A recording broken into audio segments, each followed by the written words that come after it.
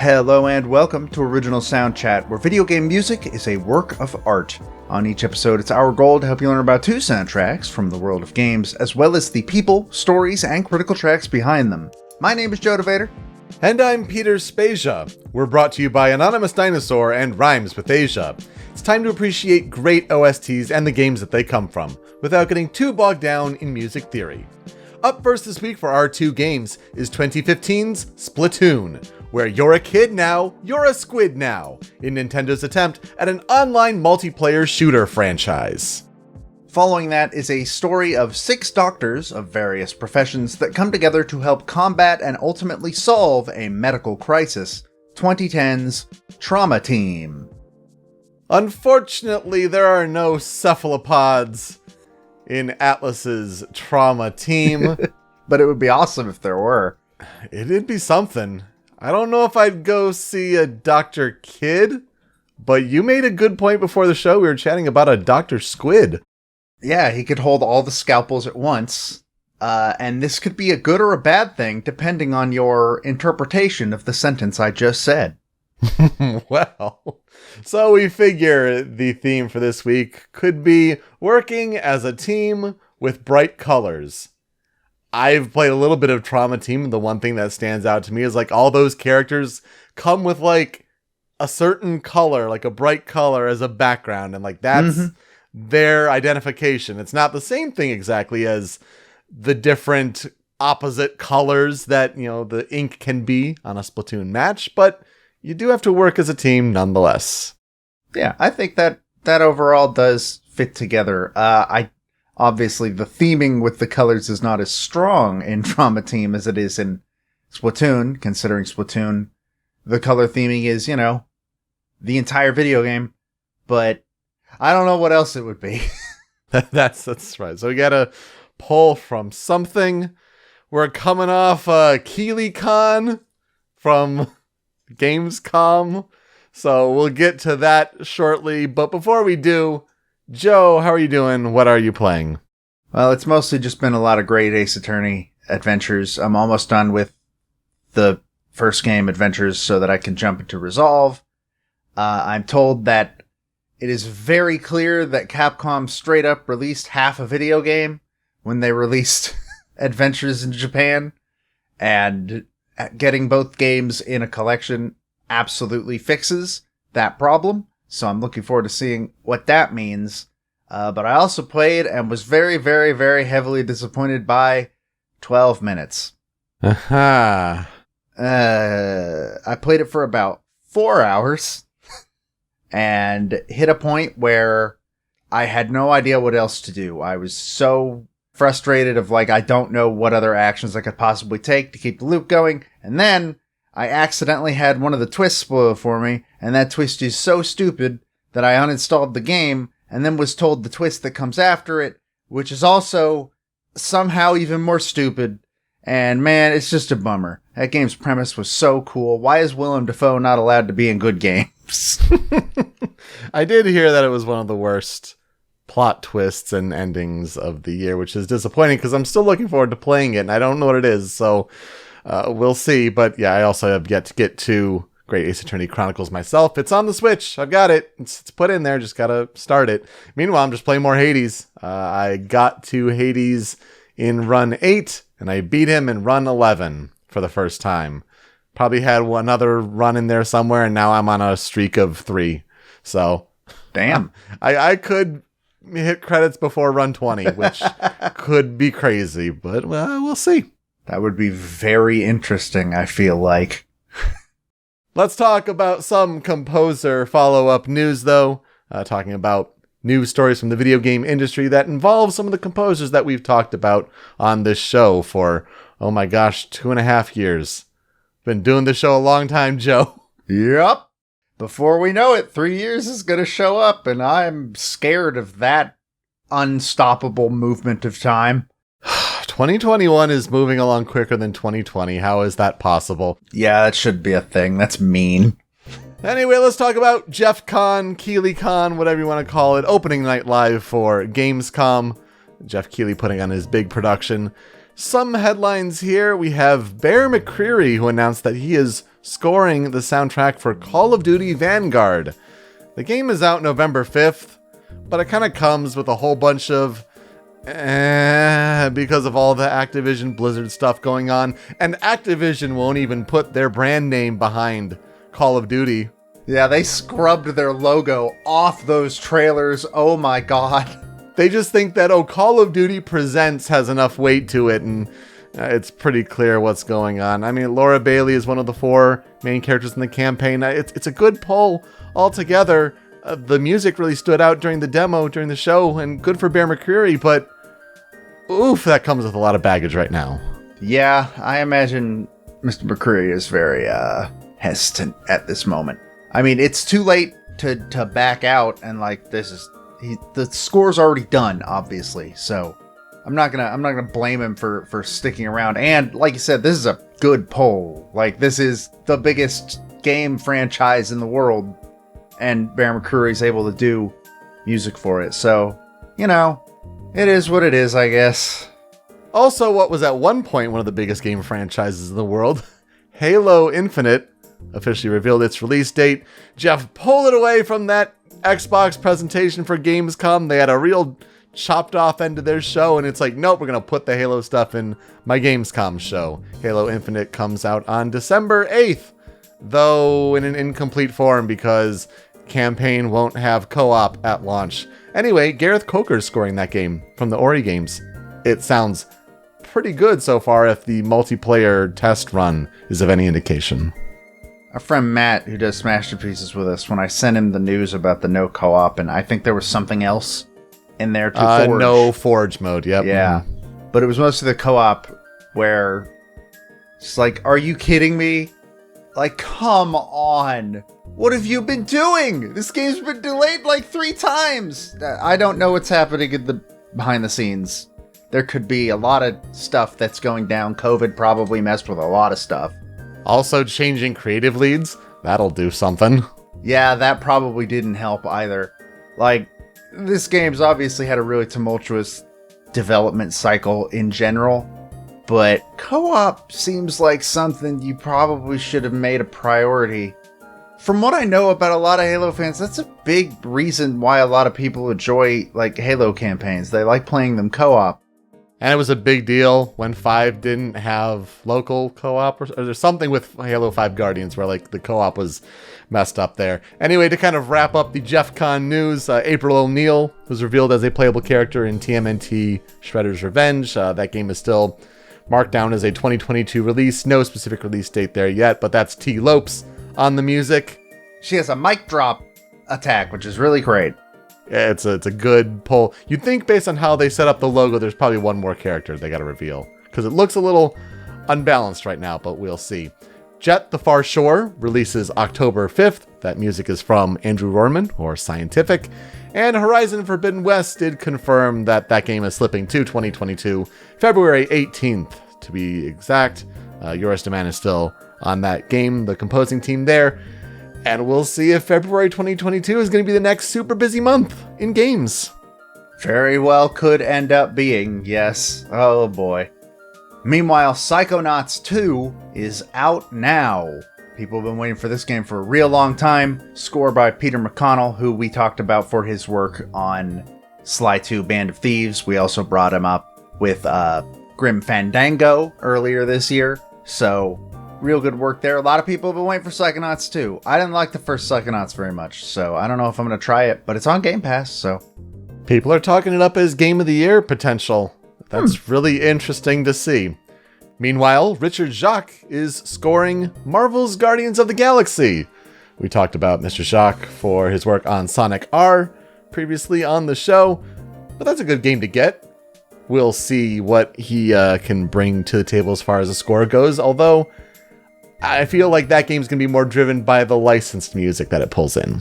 Yeah, I still don't know how to feel about that game. We'll have to see when it comes out. Richard Jacques, though, that's, considering where we talked about him, actually probably fits super well. Meanwhile, No Straight Roads Encore Edition is coming soon to Steam, so if you missed that game, that was one of the more highly ranked games on our Best of 2020 list. at the end of last year. It's a pretty good action game with a fantastic soundtrack, so if you are interested in that, you might want to keep your eye out on that. We talked about Ivy and Surashu for their work on the game Ekenfell, and Ivy announced that they are collaborating with Quarkimo, who's another composer, for a song called My Mother's Love. It was a song that was written in response to anti-Asian violence. So good to see them getting back out there and working. Always good to see what they do. Yeah, I believe they are coming off of maternity leave. I believe so. I think you're right. Yeah. So good to see them coming back into the fold. Can't wait to see what other games they end up on in the future. Then you have Lena Raine, who is composing on her first short film project. It is a film called Death's Diner. We talked about Lena Raine for her work on Celeste, obviously. Death's Diner is actually a short film based on a series of tweets that was basically a story of the Grim Reaper running an all-night diner where he serves people their last meal and talks with them before they pass on. It's a really interesting concept. I'm very, very interested in this short film. I was interested before I even knew that Lena Raine was attached, and now I'm just doubly so. That is super cool. Good for her. And finally, we mentioned Kristen Nigas, the woodwind performer in Ori and the Will of the Wisps a couple episodes ago.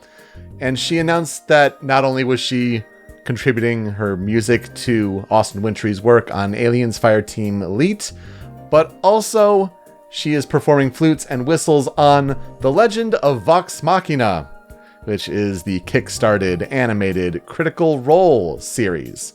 I believe it's Neil Acree, the longtime Blizzard composer, who's doing the main composition work on that, but good to see Kristen Nigas get some more performing work. Not a bad place to land either. I'm not somebody that watches Critical Role, but I'm told that it's very, very good and very popular. I am right there with you as far as being aware of it, but not deeply familiar with it. All right, let's talk about our first game this week in terms of working as a team together with all these bright colors. It is Splatoon. Splatoon was released for Wii U on May 28th, 2015 in Japan, May 29th in North America and Europe, and May 30th in Australia. Not too bad to get a worldwide, or pretty much worldwide, release for a new IP, much less for Nintendo. Way to go! It is developed by Nintendo EAD, with some assistance by Monolith Soft, and published by Nintendo. Splatoon is a third-person shooter game with a primary focus on 4v4 online multiplayer turf war battles. There are other forms of multiplayer modes there online, but there's also some local 1v1 battles and even a single-player campaign. You shoot brightly colored ink from different kinds of weapons, generally with the turf war, with the idea of claiming the most amount of area on the map for your team. This is how the game was created, how the game was pitched, essentially. You primarily take a human-like form, but you can transform into a cephalopodic form, either a squid or an octopus, to travel through your team ink on the ground or walls and refill your ink ammo. Conversely, enemy ink is much slower to walk across in humanoid form, and it cannot be swum through in squid form, and it gradually deals damage. I would not have guessed that there is a story or a plot to Splatoon, but you know what? The more games they add in this franchise and they try to build a lore, I suppose there is some. So according to a wiki, quote, many years after the Great Turf War, with the hope of invading the Inklings' world, the Octarians built an underground facility known as Octo Valley. After the disappearance of the Zapfish from the Inklings' world, the protagonist, wearing the hero suit, must infiltrate the base and rescue all the Zapfish. I guess the big question is, can the Zapfish be rescued? But you know what? The game is primarily a multiplayer game. Go in with that in mind, I suppose. Anyway, Joe, here's where I'll ask you, what are our experiences with Splatoon? So I have played and own both Splatoon 1 and 2. And I think they're a lot of fun. Both of them are a lot of fun. But it unfortunately comes with the thing of like multiplayer games for me are just exhausting. It actively is tiring to play a multiplayer game, so I fall off of those games very quickly. So I haven't played a lot of either game, just a little bit. I'm kind of looking forward to getting to Splatoon 1 with Smash Pieces, but yeah, I've been told that Splatoon lore is wild. I'm sure it is, and I'm sure there are also fans who are very devoted to this game and this franchise.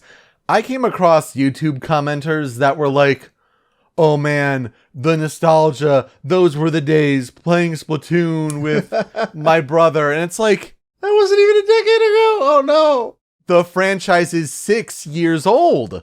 Like, I mean, congrats if you're like 14 now and you remember playing it when you were 8. I suppose that's a huge passage of time to you, but wow, this franchise is not for me. I missed out on the original Splatoon. I think I wanted to try playing it at some point, but it was one of those like, oh, even used Wii U games from like a GameStop or something are still super expensive. Who would have guessed? So I tried Splatoon 2 on a rental and really didn't take to it. Maybe cleared the first world in that campaign, but it's not for me. I'm right there with you on multiplayer. It's either I get it and I'm into it for a little bit and I bounce, or it's just not for me at all. I can appreciate what Splatoon is for Nintendo as far as genre diversifying, and I'm glad people enjoy it, but I just do not have any affinity for Splatoon. But it is a super catchy soundtrack, and it's a franchise we had to get to eventually, so I'm taking the bullet for myself on this one. Learning about Splatoon was interesting, but it comes with a lot of Nintendo silence, as they are prone to do. So let's get into it. In mid-2013, there was a member of the Animal Crossing development team, which is interesting because at that point they were coming off of City Folk for a few years. I guess Animal Crossing. Oh, there was that Mario Party game that they were working on for Wii U. Amiibo Festival? Yeah, Amiibo Festival. That's the one. But also mid-2013, they just released New Leaf. So that was probably it, honestly. Anyway, this member of the Animal Crossing team named Shintaro Sato created a 4 versus 4 ink-based territory control game set in a featureless arena. Just kind of came up with this game concept. And so apparently this is how Nintendo prefers new ideas to be created. Like, you don't come up with the character and then work a game around it. You come up with a strong game concept first, and then you have to flesh it out. So then the art director started to sketch different ideas for the player character, apparently including animals, macho men, robots, and Mario. But the co-directors of the game wanted to include a playable squid. But then they realized to hold weaponry, the character would probably need to be human in some form, at least humanoid. And they thought a character that was a squid-human hybrid, quote, wouldn't sell. But then, in around January of 2014, they realized, oh, we can make the player characters switch between human and squid forms. And with this realization, this allowed them to come up with other movement and gameplay ideas, like the swimming through the ink and refilling the ink that way, and all these other kinds of things. Of course, this is at the time with Nintendo Wii U and its gamepad, and so what are the features we could make use of the gamepad for? Well, there's gyro controls. That makes sense. It may work for some people. Not for me personally. Yeah, I'm not a big fan of using gyro controls in Splatoon either. Especially when it's like high intense action that you need to be precise. It's hit or miss for me there. You could see the map coloring in real time though if you were playing in a turf war mode, and you could tap on one of your teammates to leap across the map to them to go provide support. So one of the interesting things about Splatoon is how the team working on that game is made up of much younger members of Nintendo compared to other teams that work on other Nintendo franchises. And as a result, these are game developers who have grown up with video games, not kind of establishing the foundations of the industry. And as a result, they like to play other games from other game developers and publishers. Huh. What a novel concept. Yeah, broaden horizons and take ideas from other games. And so these developers like to play other shooters like Call of Duty and Battlefield. Splatoon was revealed in a dev interview feature during Nintendo's E3 2014 digital event video presentation. If you'll remember, it was kind of near the back end of the show. Reggie Fils-Aimé followed it up with the Palutena in Smash 4 reveal, and then Shigeru Miyamoto's blurry Star Fox tease that would end up being Project Giant Robot in the live post-show kind of thing. Yeah, that was a direct for sure. But I feel like maybe you, me, we all remember the marketing campaign for Splatoon. As terrible as marketing was in the Wii U era, the Squid Kid TV commercial featuring a song of "You're a kid now, you're a squid now, you're a kid, you're a squid, you're a kid." That will perpetually be burned into my brain, and maybe it is in yours too. And yet, you're a kid, you're a squid, you're a kid, you're a squid. If they want to appeal to kids, they got the gist of that game pretty early. Splatoon. It also launched a billion memes specifically about it. Of course it did. Of course it did. Splatoon reviewed fairly well with a Metacritic average of 81. Critics praised Nintendo's decision to enter the third-person shooter genre with a new franchise. I mean, it was big for Nintendo at the time with a new IP. They also praised the game's overall style and presentation, its gameplay mechanics, and its soundtrack. However, the big problem with an online multiplayer game when you're a Nintendo at the time and you don't have a very good online service, the criticism for the game was mostly directed at the exclusion of voice chat and private lobbies, the small number of multiplayer maps at launch, and issues with online matchmaking. It's almost as if you don't have a good online multiplayer structure and you make an online multiplayer game, those will be the big points against it. It's almost as if maybe Nintendo, you should look at what literally every other company in the industry is doing in that regard. That might help a little bit. Just a suggestion. Just a bit. I know they've tried to improve, but they still have quite a ways to go in the all in the guise of protecting your kids. Anyway, Splatoon ended up being the 6th best-selling game on Wii U, with 4.95 million copies sold worldwide as of the end of March 2021. It was nominated for 3 categories at the Game Awards, where it won Best Multiplayer and Best Shooter. Interesting to note that this was the year where Splatoon launched in the same month as The Witcher 3 Wild Hunt. So while that game cleaned up for 2015 awards, you win Best Multiplayer and Best Shooter. That's pretty good at the Game Awards, I think. It was nominated for 3 Game Developers' Choice Awards and also noted as an honorable mention in 3 others. It won Best Game and Game of the Year from the British Academy Children's Awards, different awards than the BAFTAs, but the same Academy. And then, Game of the Year from the Japan Game Awards. It also won Most Promising New Intellectual Property by the South by Southwest Awards. The legacy of Splatoon. Well, it is certainly a prominent Nintendo IP these days. You had, shortly after launch, real-life virtual concerts where Callie and Marie, the Squid sisters, were hollow projections and they gave real concerts held throughout 2016. So that's something. Inkling Boy and Girl were DLC in Mario Kart 8, and they were also the first character revealed in the debut trailer of what would eventually become Super Smash Bros. Ultimate, where Splatoon finally had a presence in Smash and Moray Towers was a stage. Splatoon 2, a sequel, launched for Nintendo Switch in July 2017, and a third game, Splatoon 3, is currently on track for 2022. The virtual concerts thing is, I think, a crazy interesting thing because, like, that's not a new concept. Miku Hatsume has been doing that for years. And, like, I follow a lot of HoloLive VTubers. I believe they do a lot of those too. But Nintendo pulling them out, not only did Callie and Marie do one, I believe one of them, the opening act was KK Slider. So, like, amazing. That's how they revealed the New Horizons main theme, I think. It is just a wild idea to think that Nintendo is getting in on that before they get in on making online work.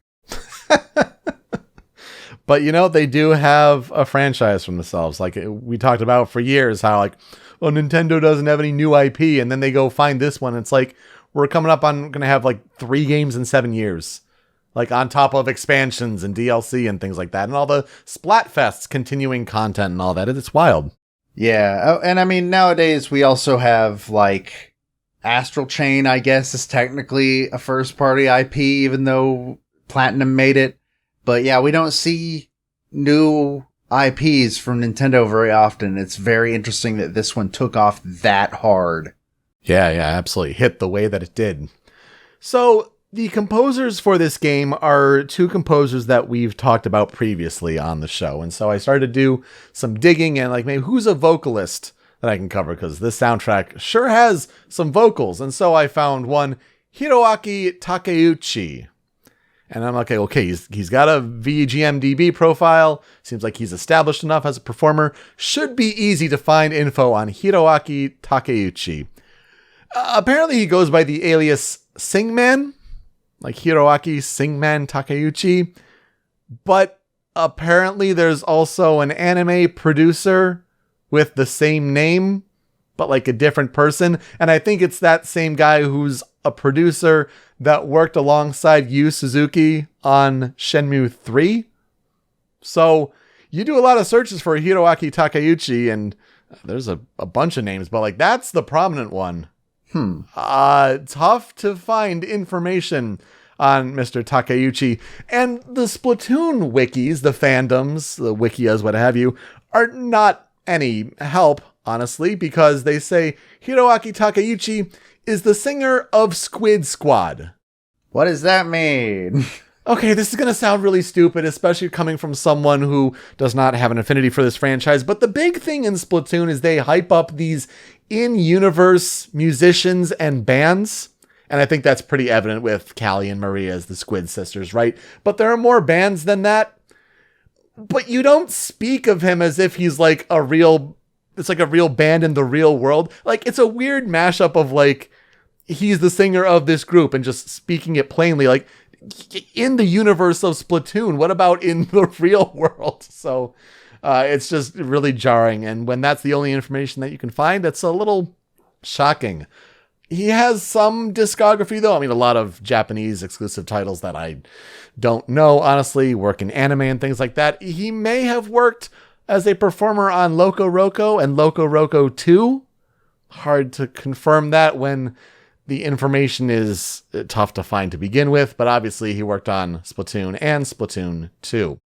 He also did work on Guilty Crown as a performer, and that's an anime that had Hiroyuki Sawano compose. So a little bit of tying together. We've talked about Sawano for his work on Xenoblade Chronicles X before, but yeah, real tough to find information on the musician Hiroaki Takeuchi. I get it. He's the singer of a Splatoon band. What about actual work? What about the person? What about his birthday, where he was born, his blood type? I'll take hhis blood type at this point. Anyway, the historical development research for the Splatoon soundtrack. Again, Nintendo likes to talk about, what's the concept of the game and the foundations there. Not so much work and discussion on the music and getting that information out there. They did have a behind-the-scenes recording video, kind of like they did also at the time for Mario Kart 8, and musicians in the studio performing and all that, but not much spoken about the music creation here. The soundtrack is composed by Toru Minegishi and Shiho Fuji.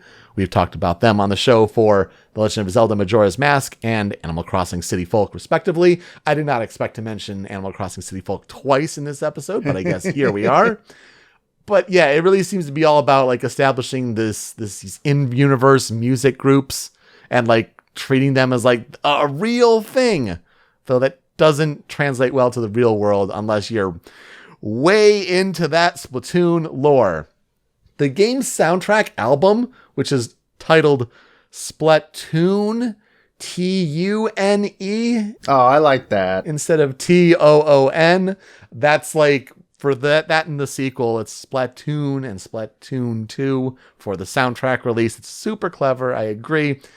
But that album for the original Splatoon debuted at number 2 on Billboard Japan's Hot Albums chart, and it was number 46 on the chart's 2015 year-end list. So the music did pretty all right there in Japan. But what does this sound like? It's a lot of high energy, really positive, peppy pieces. Let's get to the 5 critical tracks for Splatoon. We start with the first one. We have to start with this one. It is Splatak.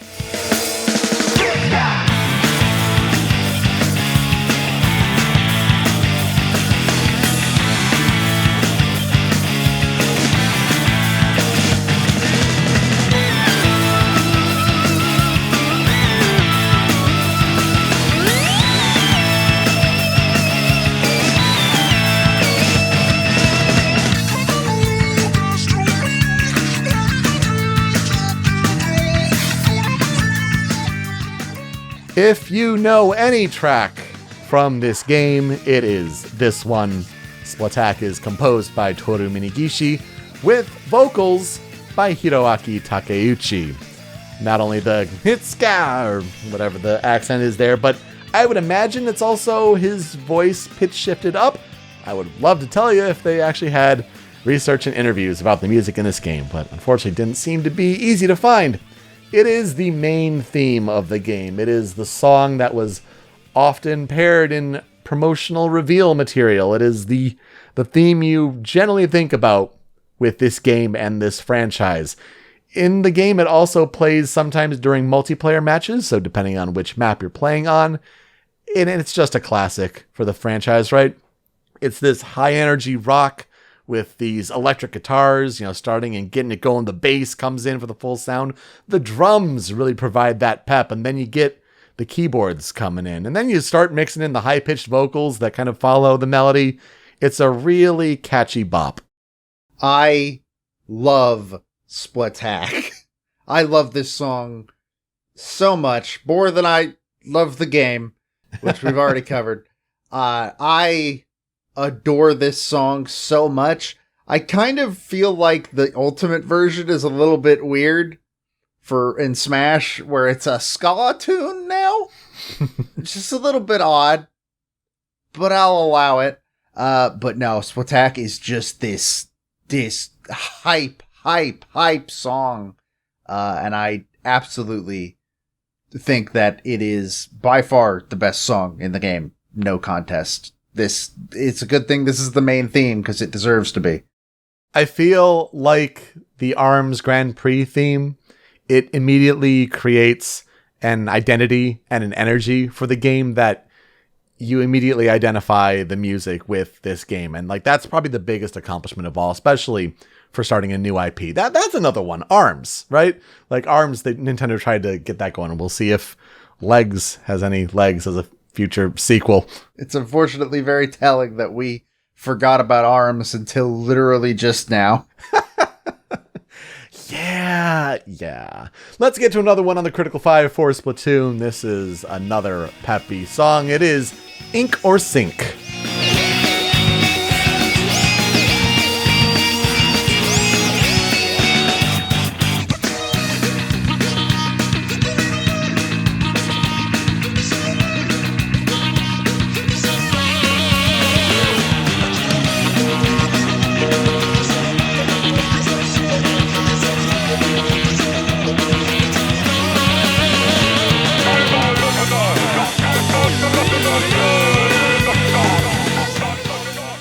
This is once again composed by Toru Minegishi with vocals by Hiroaki Takeuchi. The gist I got is that this also plays in some multiplayer matches, which makes sense. It has a kind of similar vibe as Splatoon, but it just kind of goes with a different kind of energy to it, especially on the vocal front. It's almost like you're vocalizing some pitches near the beginning, and then you get into these high-pitched vocals. And then I love the juxtaposition when it kind of cuts to the lower pitch, and it kind of like freestyling there. I feel like that's what kind of makes it stand out to me. And I'm like, I really like this song. I wanted to put it here on the Critical 5 just because it just goes through a range there, and it's really neat. Yeah, I dig the variety in this one. It almost sounds like, for like small pockets or something, reminds me a lot of what I was hearing in The World Ends With You. Neo The World Ends With You specifically. But man, this game's music is weird, but in this really, really interesting and fun way that I don't know who else other than like the sound teams over at Nintendo could really pull off. And I think this song is a very, very good example of that. I mean, again, just establishing this sort of oral identity to like, this is what Splatoon music is. And will vary a little bit from there, but like, you want these kind of ska drums and this electric guitar energy kind of going. Like that's what they want you to imagine with this new franchise. And it kind of just gets taken up to the next level for this next track here on the Critical 5. Number 3, this is Now or Never.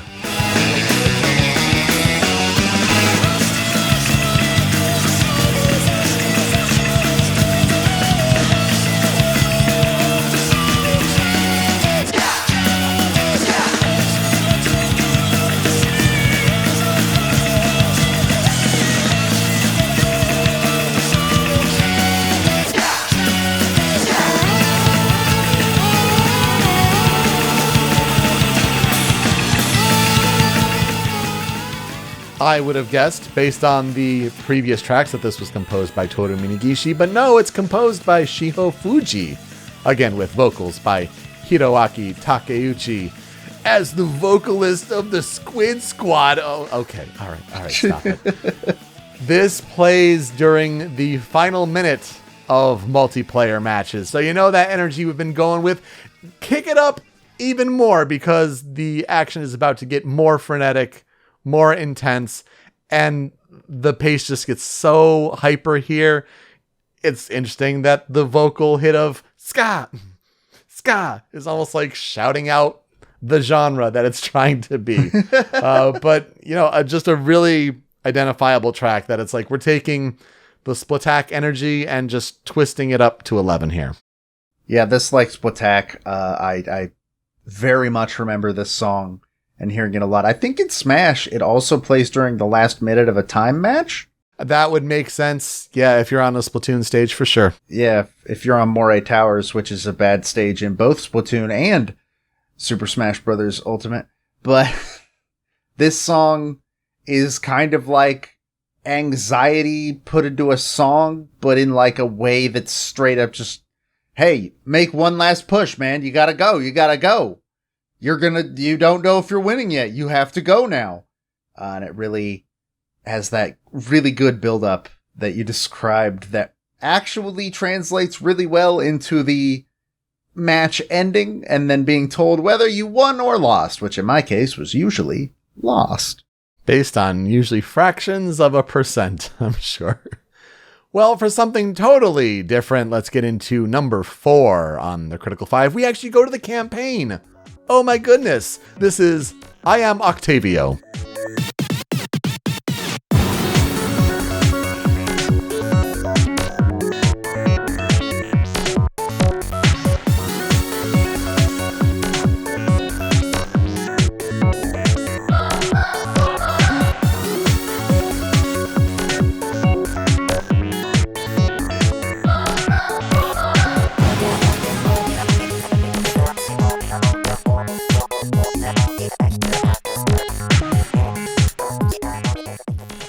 This is composed by Toru Minegishi.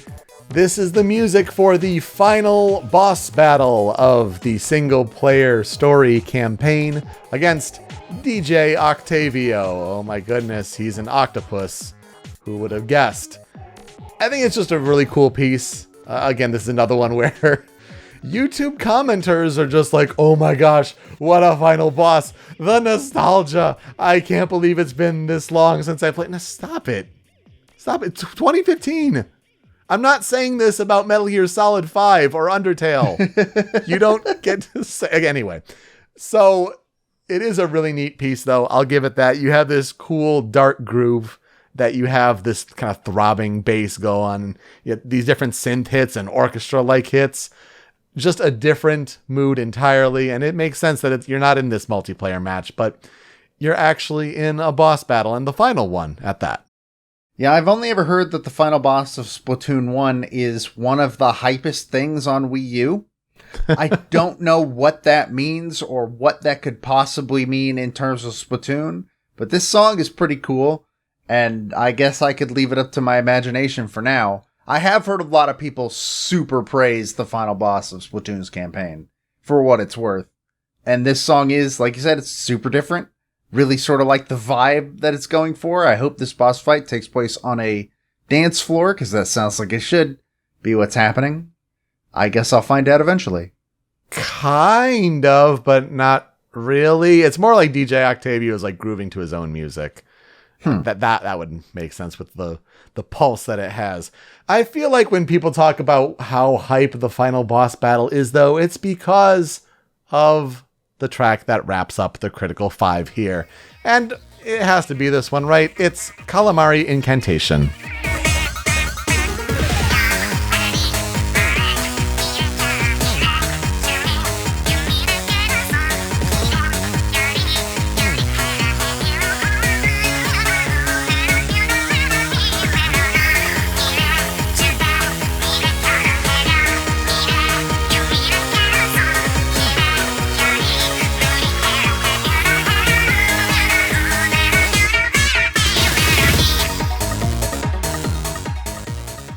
This is composed by Shiho Fuji, with vocals by Keity Pop, that's Keity for Keity Pop, and Mari Kikuma, and they are the voices for Callie and Marie respectively, or as they're known in the Japanese version of the game, to not be a pun on calamari, Aori and Hotaru. This is titled Squid Sisters song Shiokara Bushi on the Splatoon soundtrack, but over time in the in-game sound test in Super Smash Bros. Ultimate, it has been commonly referred to and now known as Calamari Incantation. And so this also plays during the final boss, where the Squid Sisters suddenly show up to help your Agent 3 to give a performance to distract DJ Octavio in your final push. You're at the final checkpoint, and this music plays as the final, let's go to the final hit, sort of. Almost like not necessarily the win condition, but it's trying to drive you to that final push there.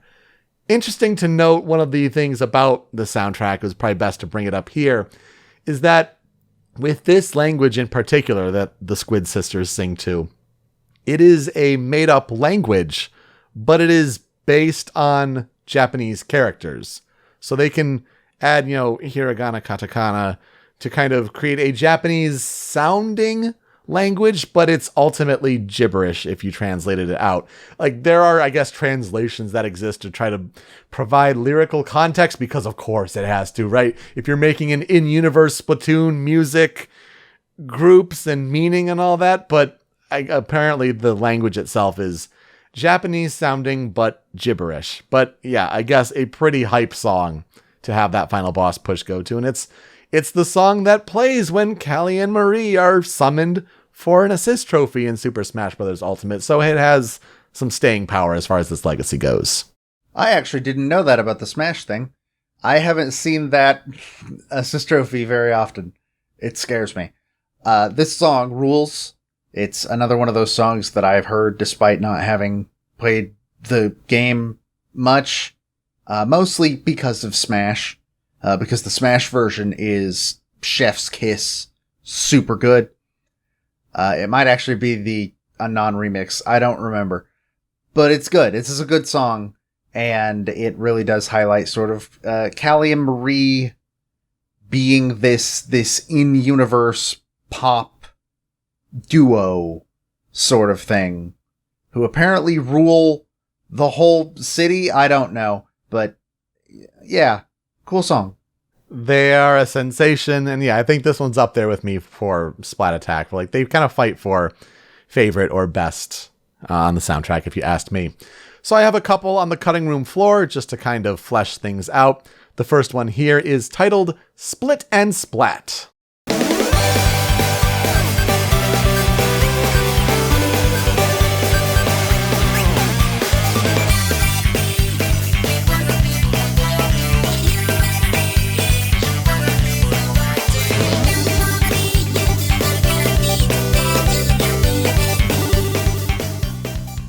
This one is composed by Shiho Fuji. It is performed by the in-game group ABXY, or they're also known as Chirpy Chirps. That's a much better name. Again, commenters like, oh yeah, ABXY, I love them, but like, nah, I'd rather be known as Chirpy Chirps. That's fantastic. I think this is another multiplayer theme. If you had to guess, like, this kind of energy in the vocals here, like, I feel like that's where it fits best. And this is another case where it's titled Split and Splat in the in-game music test, as well as when it got included in Super Smash Bros. Ultimate in its My Music library, but it's known as Quick Start on the soundtrack. But yeah, it's this Anamanaguchi-like hyper pop with a lot of chiptune, and I think the lyrics are actually English. It sure sounds like you and me, we're gonna break reality, and it's like, oh, it's cool, it's fun. I just like the other tracks more, and so that's why it's here on the cutting room floor. It sure is breaking reality because it's in English, or at least I sort of hear it. I think you might be right. I don't know. It could just be my brain filling in the blanks. Yeah, this song is really cool. I think the Anamanaguchi comparison is very well deserved. And I would assume, yeah, it's another multiplayer theme. I don't know. It's a cool song, though. It sure is. And then to kind of wind things down with a totally different vibe altogether, the other one on the cutting room floor for me is Maritime Memory.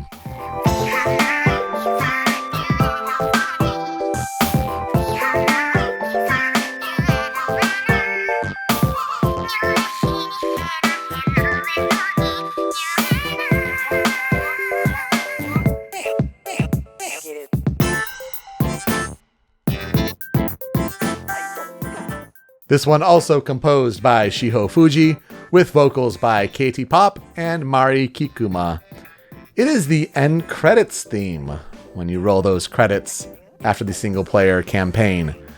Yeah, you just get some chill grooves with Callie and Marie. And again, I'll say it one more time. The YouTube commenters that are like, I get emotional listening to this song, thinking of the good times. Like, okay. I get it. It's a really cool song. I like vibing out to this. To be fair, the good times can now be described as before 2020. The before COVID times. Or before 2016, even, I'll be real. Oh my gosh. Oh, you're right. Oh, that's terrible. Oh, but actually true. No, but like, I get it. It's a really cool song, but I'm not about to cry about it. I could see why people that played the game when they were young might be emotional about this song. It's a really, really chill vibe that I really, really dig. I've never heard this song before. This is my first time hearing it at all. And I think it might be up there with Swatak and Calamari Incantation for me. This is a really, really nice tune.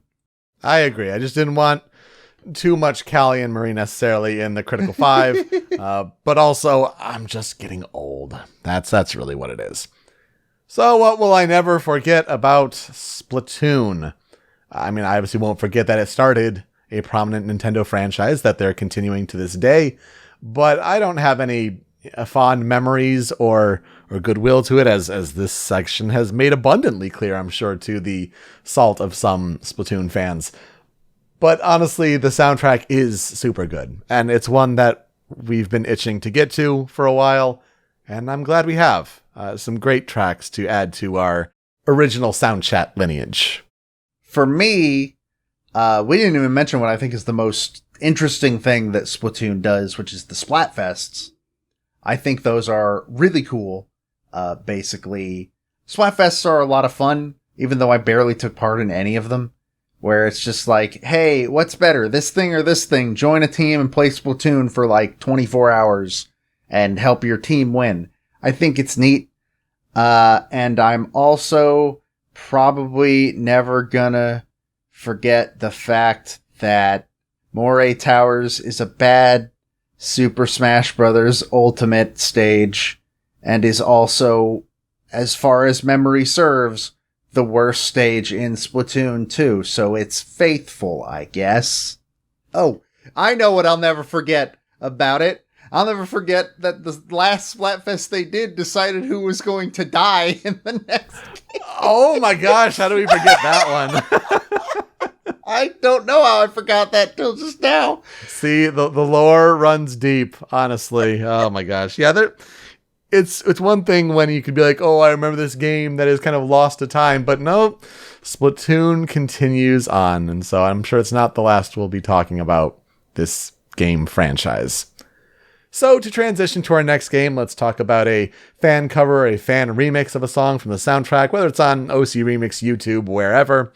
Found a YouTube channel called Man on the Internet, and this guy did a cover of Calamari Incantation, where he got vocals by Roxrezi and Atwas, and this guy Alex Beckham came up with like English lyrics and kind of put it all together. It's a really neat listen if you want to like hear the song in English. It's a pretty well done take on it, I think. So please enjoy that, and we'll be right back. Now we must be strong. Together we will sing this song, and you can sing along. Kelly, Marie, we're 1 and 2, and you make 3, so sing harmony. And together we shall see where we belong. What's this? Where are my beats? Agent 3, can you hear our song? Radio override activated. All right, let's go from children, who also happen to be squildren, and get into doctors who happen to also be doctors. So Not squawkters. not squawkters. Oh man, I need to make a game called Squawkters. Put a pin in that. We're going to talk about Trauma Team. So Trauma Team was originally released for the Nintendo Wii on May 18th, 2010 in North America. And then in Japan on June 17th, 2010, it released as the greatest video game title I've ever read. Hospital. 6 Doctors. Oh, that's wild. I had no idea that was its Japanese title. I had forgotten. Is the Trauma Center series known as Hospital there? That's a good question. I don't think it is. Because we had to rename it so it made sense that it was part of the Trauma Center series when it came in the West. Huh. Just a brilliant name. I wish I could be this good at naming anything in my life. Trauma Team was developed and published by Atlas. It is the 5th title in Atlas's Trauma Center series. It's like their anime medicine simulation action thing. I've never played any Trauma Center game that's not Trauma Team, but I'm to believe that it's basically what if doctors were super anime and also had magical powers for most of it. The series started with Trauma Center Under the Knife for the Nintendo DS in 2005, and Trauma Team is technically a spin-off. There is basically no narrative connection to the rest of the series. One character comes back, and you don't need to know anything about her time in the previous game to understand what's going on with her. Basically, Trauma Team might as well be a reboot in all but name. Trauma Team's plot follows a group of doctors who work at a hospital called Resurgam First Care. That's Resurgam. It's been too long. I don't remember how that's pronounced, but I believe it's Resurgam. All 5 of these doctors serve different medical professions. So you have CRSO1, an amnesiac convict who also happens to be an incredibly skilled surgeon who begins to work at Resurgam in order to try and take years off of his prison sentence. You have the best one, Maria Torres, a highly skilled and incredibly passionate first response paramedic. You have Gabriel Cunningham, a diagnostician with a pessimistic view on the world because, lest we forget, House MD was very popular on TV at this point in time. I couldn't find any information saying that House was the inspiration for the diagnostician thing in this game because guess what, kids? There's no such thing as a diagnostician. That's not a real job. People just think it is because House was that. But also, yeah, it had to be inspired by House. Yeah, it had to be. There's no way in my mind it wasn't. You also have Hank Freebird, who is an orthopedic surgeon with a pacifist outlook on the world, stemming from his past as a soldier. He also is a superhero. We're not going to get too in-depth on that. You have Tomoe Tachibana, who is an endoscopic surgeon from a wealthy Japanese family, who, despite her father's wishes, moved to America to be a doctor. And lastly, you have Naomi Kimishima, who is a coroner who also happens to work as a forensic investigator, and she has a supernatural ability to hear the victim's last words. She is the returning character from the Trauma Center series. She was originally introduced in 2006's Trauma Center Second Opinion for the Wii. So all of these Doctor's story segments feature differing types of gameplay. Surgery and first response are relatively similar. They're fast-paced. They're a lot more action-based. First response especially. But you're doing different things. Like in surgery, you're, suturing stuff up. You're cutting into specific body parts, stuff like that. While in first response, you're basically essentially doing first aid on people that are very, very hurt. Orthopedics is a lot more grounded. It's kind of based on timing. For people that don't know, orthopedics is bone medicine. It's usually like screwing plates and stuff onto people's bones, and it's a lot more based on timing. Diagnostics and forensics are both slow, sort of point and click based investigation sort of things, and endoscopy is a bad game where you hurt your arm. That mode exists purely to hurt your arm. I don't know if you remember endoscopy from the little you've played. I didn't play that one, but I can only guess since it's based on your guts, you're taking a lot of twists and turns with the remote. The way endoscopy works is you hold a button to set it into movement mode, and then you push forward as if you were pushing the endoscopy machine forward into the patient. And then you have to let go of the button, pull your arm back, and do it again if you're not where you want it to be yet. And your arm and elbow hate you while you do this. And in that sort of vein, the game is played entirely using a Wiimote with the pointer controls, as a lot of Wii games were. It also uses a nunchuck, and that's the only way to play them, I believe. I don't think you can play with like a regular controller, which is fine. It was built around the motion controls. It works pretty well as far as I remember, except for endoscopy. The first half of the game's story follows a series of loosely connected stories among the group of 6. Like, you'll play as this one doctor. You'll play as like the diagnostician, and he'll diagnose this guy with a heart problem, and then the surgeon character will then have a chapter where he does surgery on this person. And that's about as connected as it really gets outside of the characters sort of interacting, since 5 of them work at the same hospital. But then, after you've done the 5 episodes of these 6 doctors, the second half of the game is a linear story. What? Yeah. It is a linear story where it gets really good about them working to investigate and combat a deadly epidemic that is suddenly spreading amongst their city, a mysterious virus known as Rosalia. And it is the best part of the game. You have to dig through so much fluff to get there, but it's totally worth it. Oh my gosh. Wow.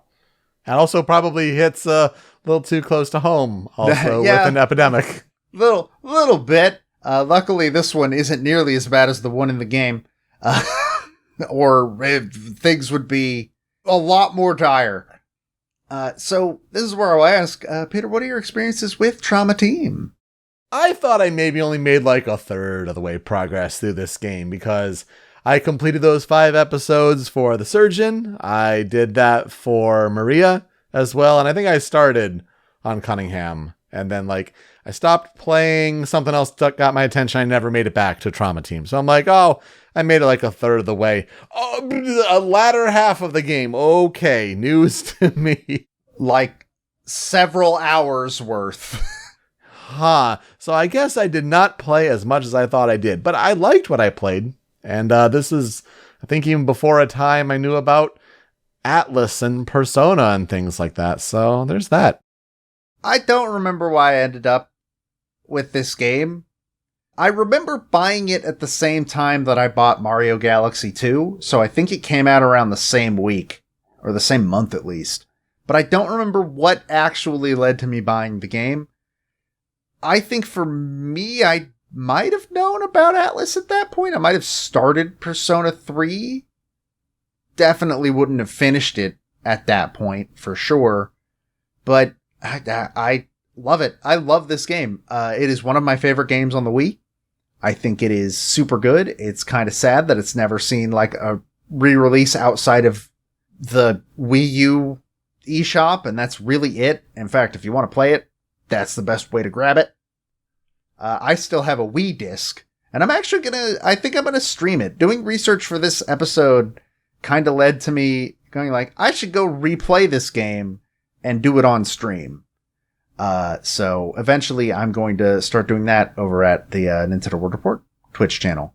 But yeah, I adore this game, and I think the second half is some of my favorite stuff pretty much on the entire console. Like, obviously, Rhythm Heaven Fever is number 1 with a bullet, but Trauma Team is definitely up there, I think. So, how did this game come to be? Well, development on Trauma Team began in 2007, directly after the completion of Trauma Center New Blood, with the idea being that the team wanted to make something that was sort of completely different from what had come previously in the series. Like I said, I don't know about you, I've never played any of the other Trauma Center games, ever. Me either, yeah. And apparently this thought came out of the idea that they felt like players were getting fatigued with the previous title's gameplay, which was just surgery. They wanted to include a variety of medical practices, which helped them really get into like, what if we just did something completely different? So, originally, they had planned that this game would be a direct sequel to the Trauma Center series, but this was dropped pretty early in development, apparently, in favor of, they wanted to basically make an original title. It's basically its own game, like I mentioned earlier. And in order to make all 6 of the professions feel different, they were actually done by entirely different planning and programming teams from each other. And that was their way to make sure that they really did feel like their own sort of gameplay and concept and all that. Surgery and forensics were the first to be added. Obviously, the surgery came pretty much directly from the rest of the Trauma Center series, though it is described as it being a very much tuned up version of that. But forensics was apparently specifically a request from Atlas USA due to the popularity of shows like CSI in North America. Apparently, originally, Naomi was supposed to be a veterinarian. I don't know how they would have tied that into viral outbreak in a city, but I found that interesting. The other professions were added specifically to highlight types of gameplay that had been left out of the Trauma Center series up to that point. and they were all built specifically around the Wii's controls, and they made little adjustments from the earlier Trauma Center games when needed to make it feel just a little bit more fluid, a little bit better.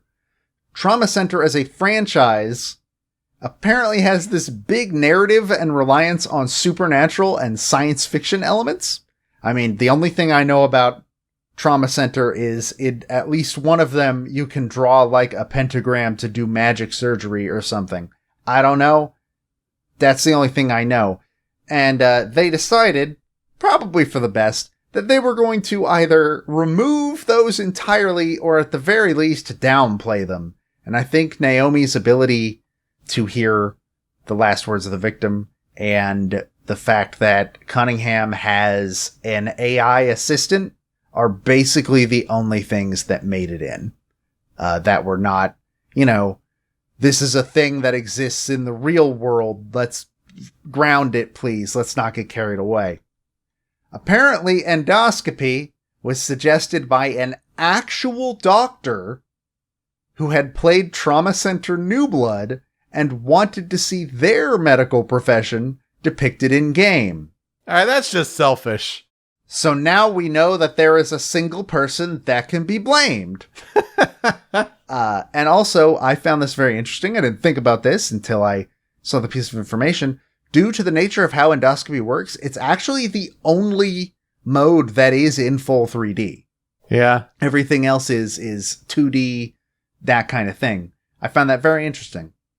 In diagnostics, the player is required to look over various medical images, such as x-rays and MRIs and CT scans and stuff like that. And apparently the images in-game are real scans that were provided by staff members who are working on the game. Obviously, probably edited to make them look not healthy, but I found that really, really interesting that all those images are actually just like x-rays and stuff of people that were working on the game. That's kind of neat.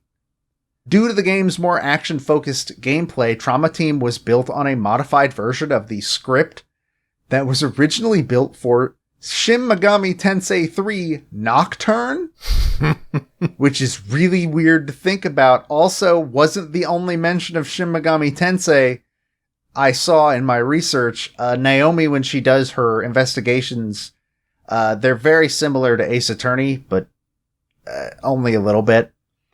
She has this mechanic where evidence is like made into the form of cards, and once you've started connecting the dots and stuff, she can fuse the cards to make a new piece of evidence. And this was apparently directly influenced by Demon Fusion in Shin Megami Tensei. Of course it was, yeah. The way this game was developed actually ended up causing a huge problem. And I mean that literally, because the fact that all of the modes were made by entirely different programming teams meant that, since everything was its own specific thing that didn't really work with other parts of the game ended up being too big to fit on a single Wii disc. And when it was played, loading times were absurdly long. And as a result, they ended up having to really, really work super hard. Apparently this was also made worse by the director saying, no, the game has to run at 60 frames per second or we're not shipping. Which was, I'm sure, very fun on the Wii. But the game's main programmer, Tataki Ikeda, says that the process of trying to make sure the game fit on one single disc and also ran well at the same time was one of the most difficult parts of the game's development. They even gave thought at some point to being like, what if we just put this game on 2 discs? It's a good thing they didn't, but that was a thought for a while. I had never thought of that, but that does make a lot of sense. And you also have to think like, dual layer DVDs. I mean, we're at a time where like Smash Bros. Brawl, was it the Metroid Prime trilogy was on that? So it wasn't like it wasn't a thing. I had never considered that, but yeah, that is notable. Yeah. I did find some things about the writing as well. Apparently the, quote, lead doctor, I have absolutely no idea who this could be referring to. My best guess would be Cunningham. I don't know. But they were apparently originally planned to be openly gay, which sounds cool on paper. Until you remember that Atlas is not super good at writing LGBT characters in any way, shape, or form. This concept was abandoned because when it was brought up to Atlas USA, they were smart enough to say, yeah, that won't fly here. Atlas still has problems with LGBT characters, unfortunately. They've gotten better, sort of, but those guys are still in Persona 5, so... And Catherine Fullbody still happened, so, you know, they're getting there, but very slowly. And they also decided to make a multi-ethnic cast because they wanted this to be set in the United States, and for games that take place in Japan, they're usually just, the entire cast is Japanese people. That's just how it works.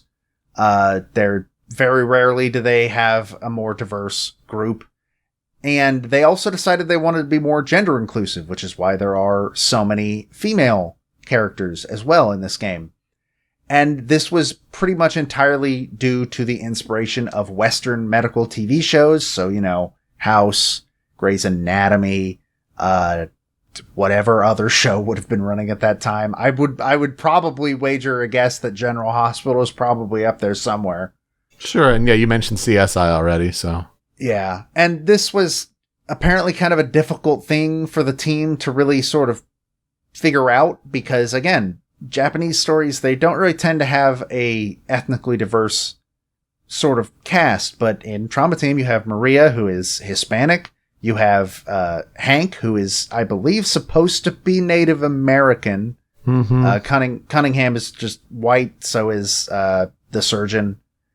And then you got Naomi and Tomoe, who are both Japanese, obviously.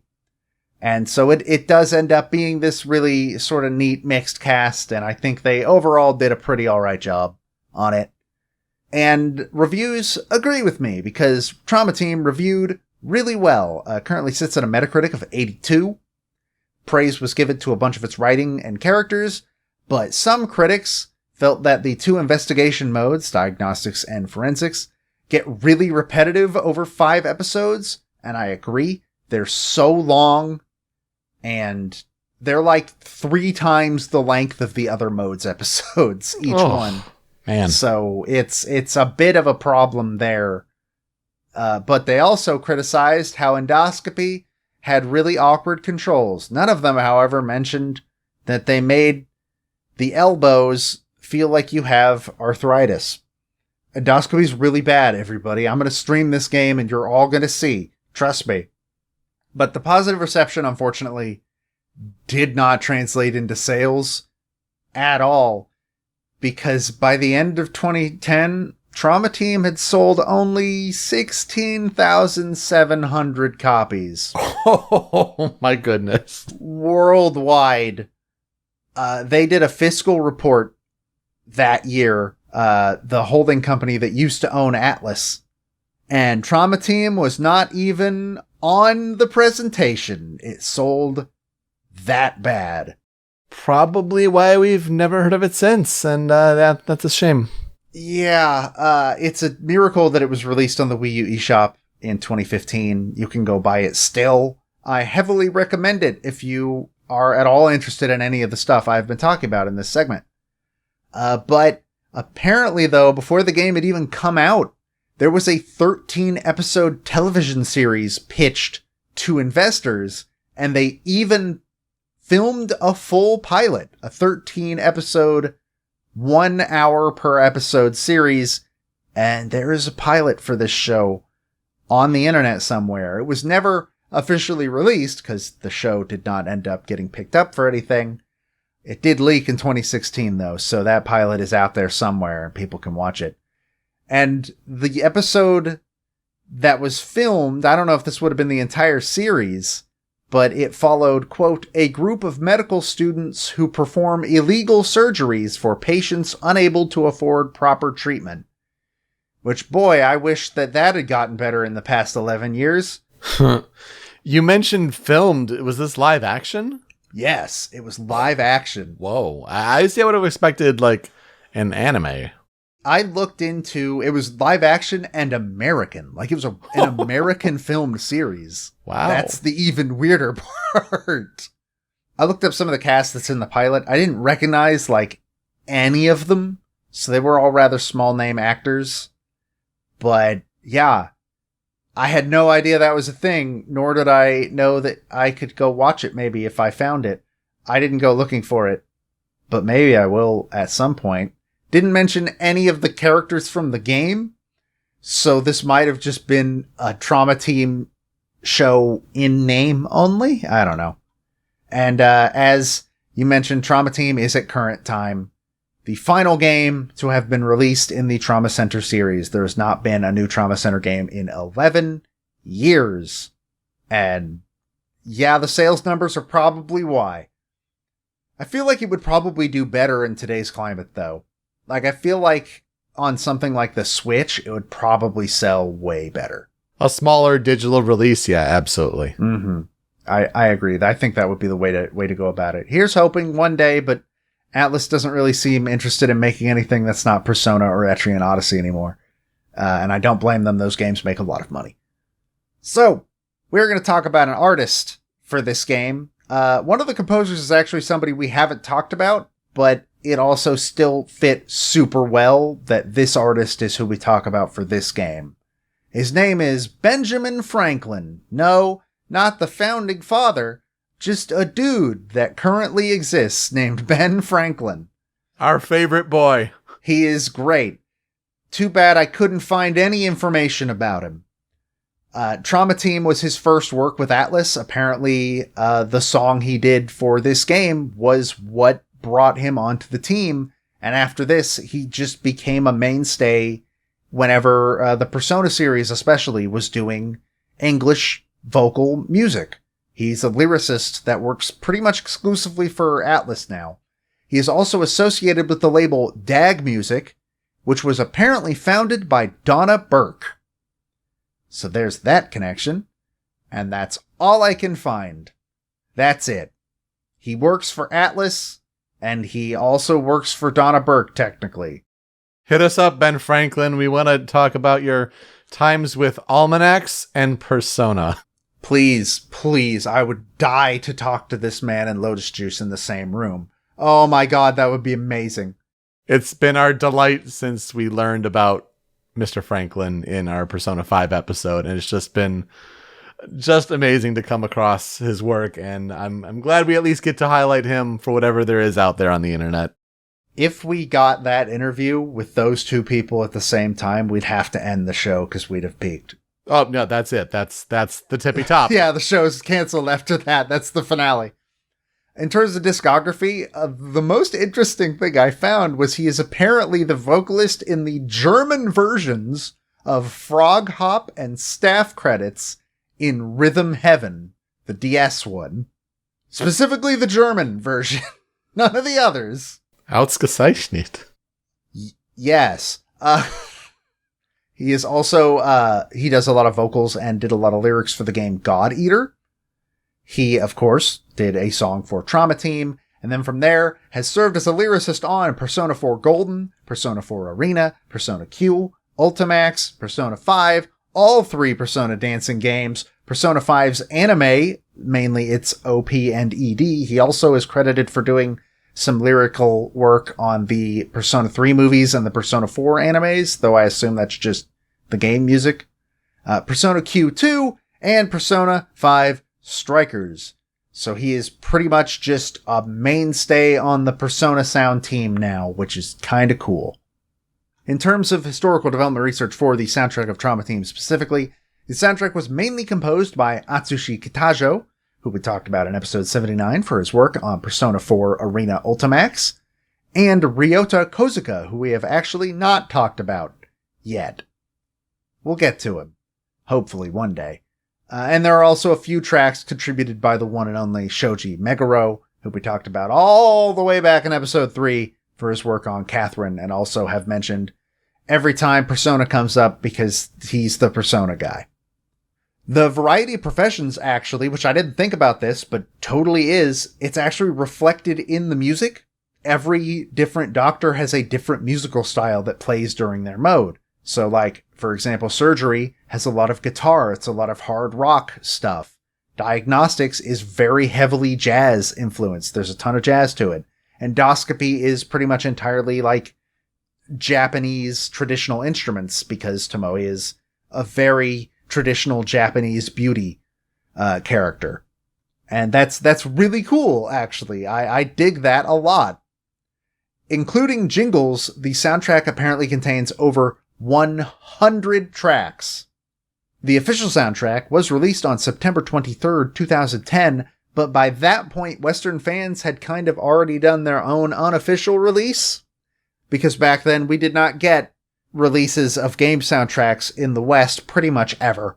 That was a Japan-only thing for a very long time, kind of still is, physically at least. And they had their own set of unofficial fan titles that have kind of just become the names of these tracks, despite the fact that they do have official titles. So I am listing them by the official titles for the Critical 5, but I will mention what each one's unofficial title is, because I do think that is important. Those are the titles that they are more well known by in English.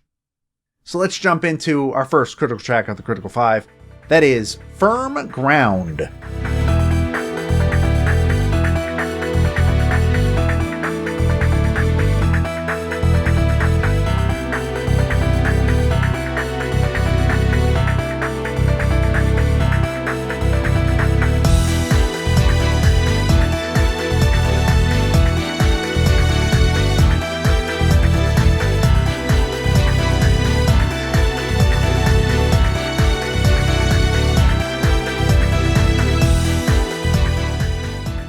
The unofficial title of this song is Orthopedics, Skill and Strength. It was composed by Atsushi Kitajo, and I absolutely adore this song. It's very simple. When I was talking about this with our friend Katie, she sort of described it as it's chill while also sort of having this build-up and being kind of hype at the same time. It's a very simple, repetitive piano part, basically. And I think that fits Orthopedics really, really well. Because it's a lot of, like, rhythmic timing stuff, sort of. And, I don't know, this song is super good. It's one of my favorite songs on the entire soundtrack, honestly. I really like how, over time, throughout the piece, like, it just builds and starts adding more of a kick bass, and you get the strings coming in. Like, it starts simple, you're right, a little repetitive, but you really kind of start to, like, bob your head a little bit to it, and you feel the pace and intensity just kind of grow, and the more instruments being layered onto it just adds to that. And it also just has this vibe of focus. Like, you're focused on what you're doing right now, and I really dig that this song is able to nail that so well. Speaking of literally the exact opposite of that vibe, let's talk about critical track number 2, Life or Death Crisis.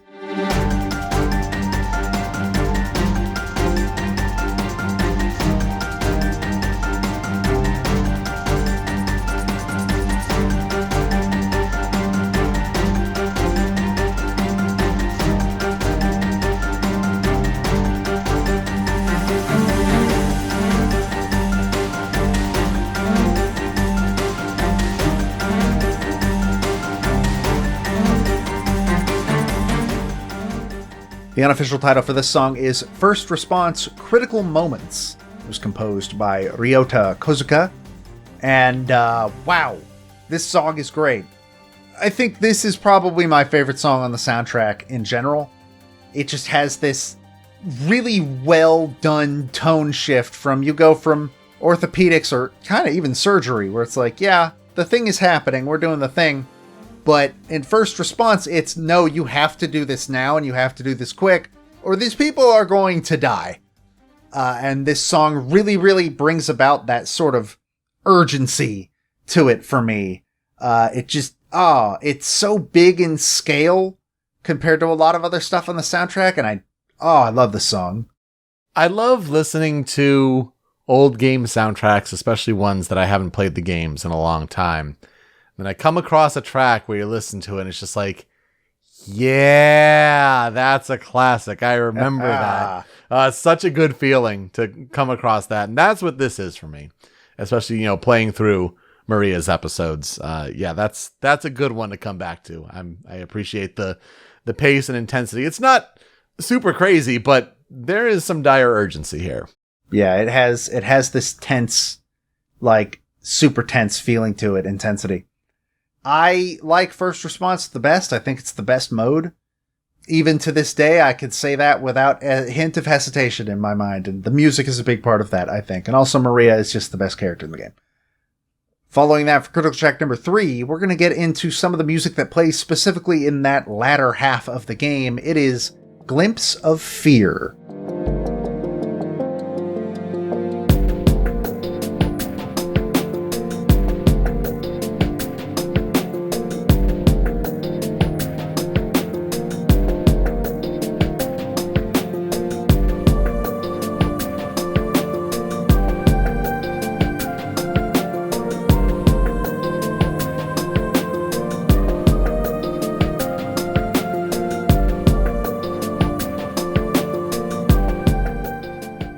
The unofficial title for this song is Diagnostics Rosalia's Bloom.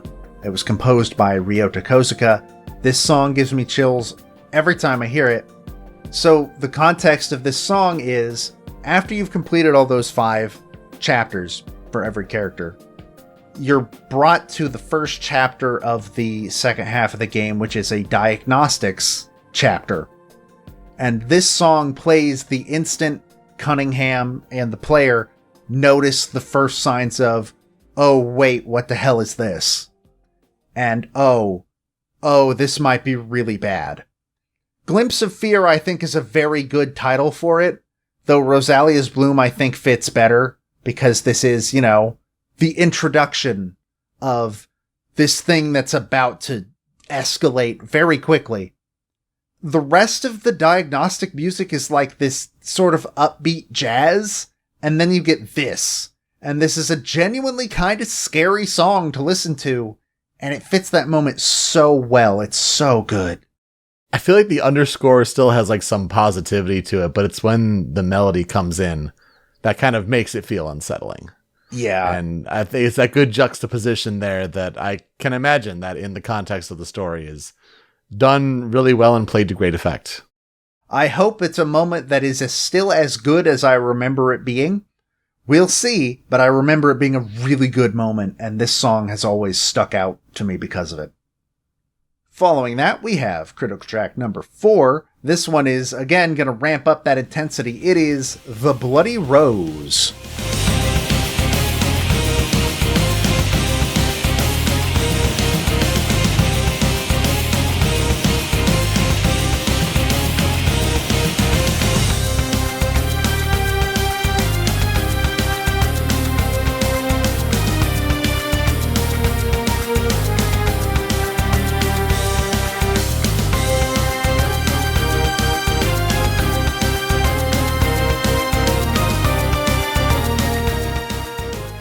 The unofficial title for this song is Surgery, Twisted Rosalia. It was composed by Ryota Kozuka.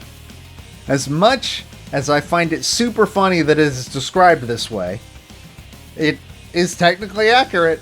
This is the final boss theme of Trauma Team.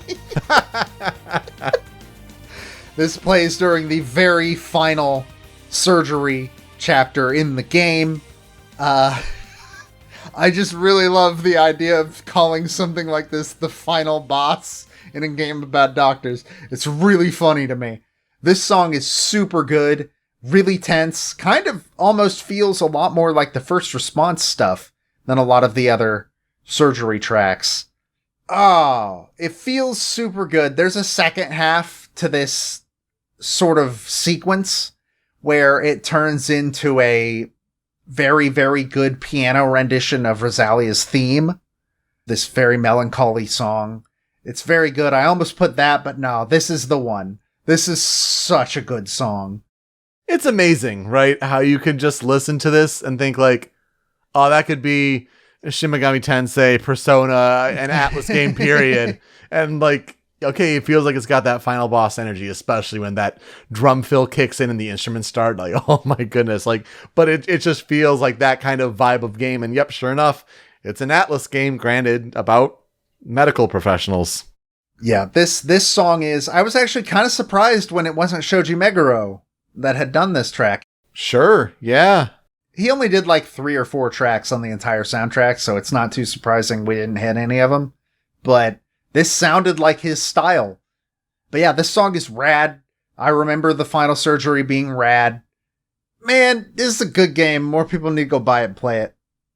Anyways, critical track number 5 is one of the main reasons why we are here today. It's Gonna Be Here. I will hold on throughout the darkest storm. I am gonna be the one you can count on.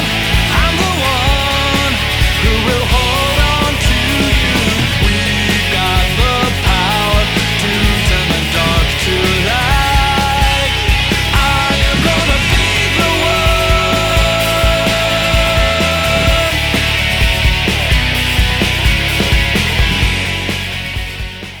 This song was composed by Atsushi Kitajo, lyrics by Benjamin Franklin and Teppei Kobayashi.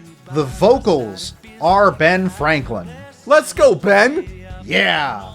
That's why it was perfect that we cover him. Not only was this his first game, but I believe this is the only one where you hear his voice. As far as I could tell. Guitar in this song was by Toshiki Konishi, who I could have sworn sounds like somebody we've talked about. Oh yeah, we actually talked about him for Persona Q. Oh! You did, in fact. Why didn't that show up when I hit Control F? Google Drive, I have some notes. So then, we have talked about Toshiki Konishi. He's the guitar on this song. Kitajo had apparently decided to have the ending track be a song in English, because to him that was his way of reflecting the team's main desire of doing something different from the rest of the series, even though the rest of the series, I believe, either takes place in Los Angeles or like a worldwide trek sort of thing, from what I could tell. And then as he saw like the gameplay coming together, he sort of started to believe like a female vocalist would not be the way to go here, even though like that's probably what he was most used to working with at that point, because, you know, Persona 4 and all that. And then he decided that what it should be is a hard rock song with a male vocalist, and that's where Ben Franklin came in. And this song is fantastic. I love this song. It's so good. I'm just so proud of Ben Franklin. He sounds great here. It fits super well. It's a great ending. Of course, I've never heard it before. I need to play this game, like actually all the way through. I recommend it. It's super, super good. And this song, when I mentioned again to our friend Katie that I was going to do this game, the very first thing she said was, "Are you going to be here?" And I was like, "You're damn right. I'm going to be here. Right beside you." This song is rad. I absolutely adore this song. It's the credits song. I don't think I said that. This plays in the credits. Makes sense. So, for tracks of the cutting room floor, I'm actually pleasantly surprised you have a couple that you felt you wanted to put down. So hit me with those. Well, it should not be much of a surprise that these are important tracks near the beginning of the game. So we'll start with the first one here. This is Fragment.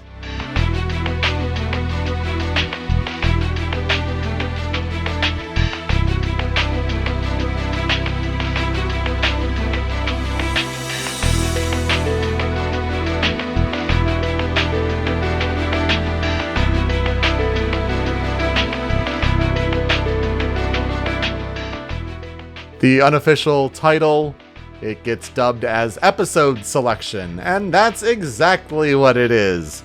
This is the music that plays in the menu when you're picking what episode you want to play. And so if this is the interaction that I've had with the game before it gets into all the linear action, this would be a pretty common track to go back to. And here it's another one where I'm like, oh yeah, I know this one. And granted, you picked some great ones here for the Critical 5, but I'm like, if I'm going to flesh out a couple tracks here, at least from the beginning, kind of establishing themes for the game, I feel like happy doing that here. This one's composed by Atsushi Kitajo. Yeah, this is a very good song. It's very simple because I assume they don't expect you to hear it for more than 30 seconds as you select who you're doing next. But it is definitely memorable. You don't stop hearing this song when you hit the second half because there's still episode selection. It's just you unlock the next episode after you finish the episode before that, etc., etc. So you get to hear it even more then. Great, got it. It's a neat piece. It's very catchy, I think. Very memorable for me specifically. Yeah, I agree with that. The other one on the cutting room floor for me is Conference A.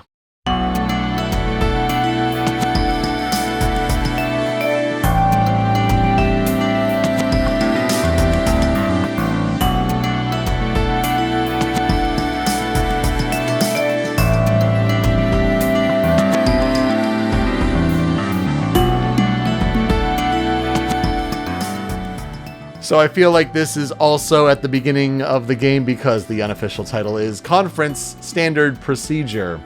And so you're kind of going over the basics of the case, or the client, the patient, especially like when you're in surgery. You're kind of like getting the foundations of what you have to do before you actually go into the surgery or start the action. And I hear this one and I remember it, but I also get like these big Ace Attorney Hotel Dusk vibes, which kind of checks out when it's kind of you're in like the visual novel part of the game and doing a lot of reading. But I hear this one and I'm just like, yeah, it's one that also resonates with me, but has some good ties to some other franchise. It definitely feels like an Ace Attorney game, I think. See, for me, it feels like a song that would be playing on an info, like a training video at some job, minimum wage job that you just got. Oh, sure. Like, I could hear that. There are two versions of the conference theme, that can play depending on the vibe of the chapter you're about to play. This one is like, yeah, this is just a thing. It's standard, as the unofficial title might suggest. There's also one that is Crisis, I think is what the unofficial title calls it, which is like, oh, this is like a thing. This is an emergency situation, like a crisis situation. Right. And you usually hear that in like First Responder or something like that. But yeah, this is a nice song. It's a very chill song, but I can't get over the fact that I could just hear, here are the things you will be expected to do in your position. Mm-hmm. If the customer asks for this thing, do surgery. Have you done this? Well, no, so they may not be tied to like great, narrative moments or anything like that. But for someone who played only a little bit of this game, like these were tracks that stood out to me. Yeah, I think they're good two picks. I don't think I would have put them on Critical 5, but I think they fit very well on the cutting room floor. I think you're correct. I also have two tracks on the cutting room floor. The first one is, I figured, as much as I hate Endoscopy, gotta get one song from Endoscopy in here. Everybody else got one song. Tomoe deserves at least that. So, first track on the cutting room floor for me is Sumiyaka na Shochi.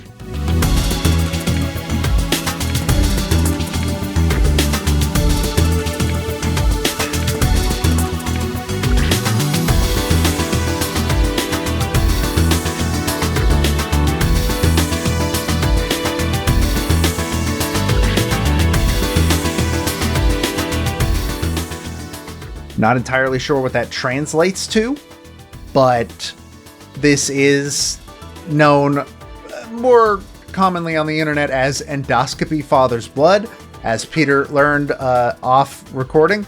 Don't Google that. Maybe just look it up on YouTube. It's a lot of questions with concerned people and nothing about a video game. This is, in my opinion, the best Endoscopy song with a bullet. Because even if the mode sucks, the music's still pretty good. This one even has a moment where it just turns into this really good piano solo, which is odd considering the theming of Endoscopy. I just think this song's neat. It's pretty good. Yeah, a lot of cool instruments here. It gives a good vibe. It is reassuring to know that even if the gameplay may be tough, at least it has some cool music to go along with it. Yeah.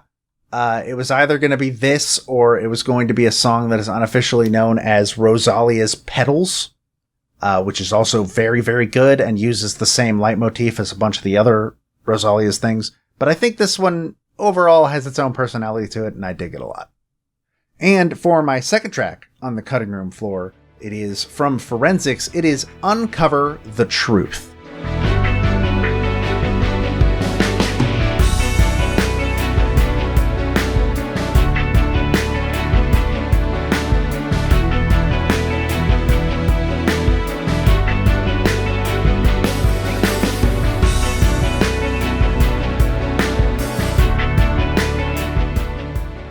I really, really like this song. The unofficial title is The Dead Shall Speak, which is a way better title. Not even close. And I believe also it's the words that Naomi starts these sequences with. It is composed by Atsushi Kitajo. This song is basically the you have all the pieces, now solve the mystery sequence. And it fits super well with that. It's got that driving piano. It's got the really good string melody, if you can call it that, in the background. This is just a really, really cool song. And it especially feels just very sort of, yeah, I got it. I'm smart. I did it. I figured it out. It's just got this cool tension to it.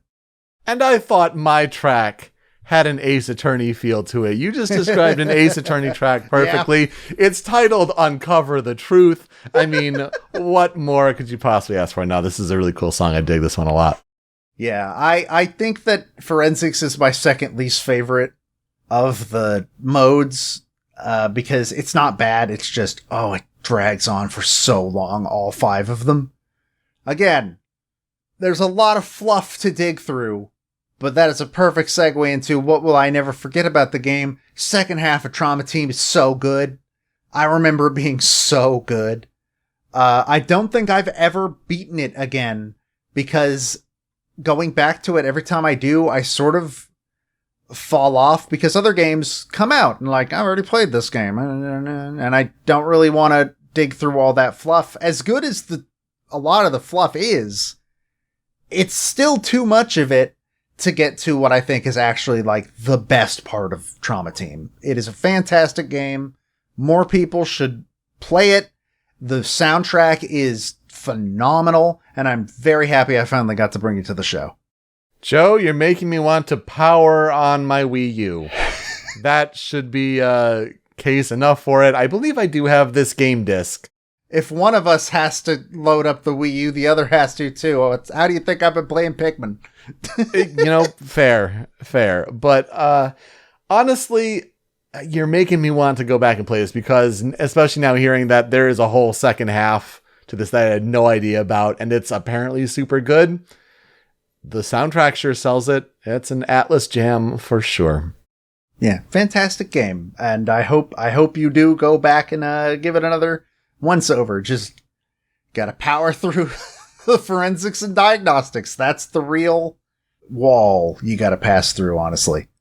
More than anything, though, I hope we get other people inspired to possibly check it out, because wow, for it to be the commercial failure that it was, that's really a shame, honestly.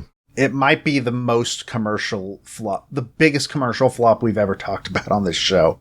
And that's saying something, my goodness. All right, so for games that involve working as a team, involving bright colors, it's a very tenuous theme, but overall for Splatoon and Trauma Team, great games to finally bring to the show with their soundtracks. And that will do it for us this week on Original Soundchat. You can find me on Twitter at Pete Speakeasy. Joe is over at String Pixel. The video version of the show is on the Rhymes with Asia YouTube channel, but it's that MP3 podcast version that you want, hosted by Anonymous Dinosaur at anondino.squarespace.com. That's where Joe's other podcast, Smasherpieces, is hosted. And you can find Smasherpieces and Original Soundchat wherever you get your podcasts. Apple Podcasts, Google Podcasts, even on Spotify, where we have a feed with podcast episodes, but also a big playlist of video game music, where if we talk about a video game song on this show and it's on Spotify, it's getting added to that monster playlist. Anything added this week, Joe? No. Splatoon obviously being a first-party Nintendo game, not on anything. And Trauma Team, Atlas doesn't seem to have all that much interest in releasing soundtracks that aren't Persona based. Like, not even main series SMT gets soundtrack releases on Spotify nowadays. And the Trauma Center series is no exception, unfortunately. Well, maybe in time. When you're done listening, you can find us on social media at Soundchat OST. You can leave some feedback for us, give us some suggestions for games to cover in the future. That's one of our big goals for 2021. And wow, 2021 is zooming along. So, we're starting to fill out that calendar and it's getting busy. Speaking of which, Joe, who are we talking about next week? I will be talking about Johnny Jelly. I will be talking about Kenichi Tokoi. We have a really cool episode planned in the future for this franchise, but we got to knock out a couple in the franchise first before we do that. Mm-hmm. Anyway, Joe, let's play us out. So, I was shocked to find any remixes of Trauma Team music, but also, it seems like one person has the monopoly on Trauma Team remixes, because I found like 6 possible playout songs, and they were all by this one YouTube channel. It is a person that goes by the name of Vetrom. That's Vetrom. This is his remix of a lot of the Rosalia themes in the track he titles Pandemic. So please enjoy that. Yeah, I think we've had him on the show before. It's neat to find another Trauma Team fan out there, that's for sure. Thanks so much for listening this week on Original Sound Chat. We'll see you next time. Take care.